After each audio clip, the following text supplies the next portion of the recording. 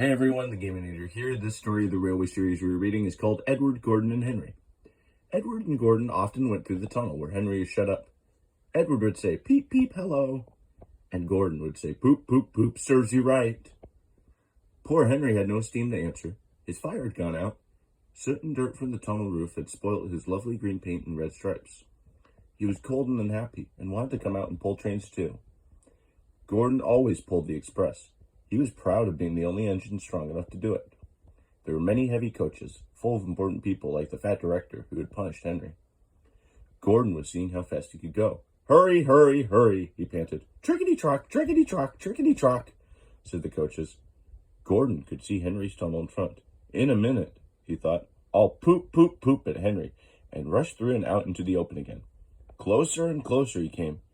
He was almost there when crack, whoosh! He was in a cloud of steam and going slower and slower. His driver stopped the train. "What has happened to me?" asked Gordon. "I feel so weak." "You've burst your safety valve," said the driver. "You can't pull the train anymore." "Oh dear," said Gordon. "We were going so nicely, too. Look at Henry laughing at me." Gordon made a face at Henry and blew smoke at him. Everybody got out and came to see Gordon. "Humph," said the fat director. "I never like these big engines. Always going wrong. Send for another engine at once." While the guard went to find one, they uncoupled Gordon and ran him on a siding out of the way. The only engine left in the shed was Edward. "I'll come and try," he said.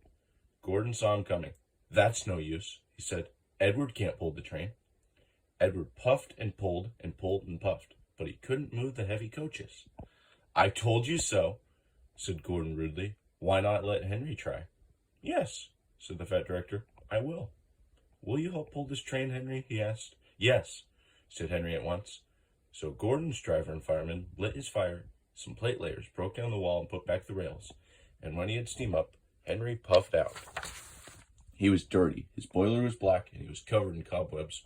"Oh, I'm so stiff. Oh, I'm so stiff," he groaned. "You'd better have a run to ease your joints and find a turntable," said the fat controller kindly. Henry came back feeling better, and they put him in front.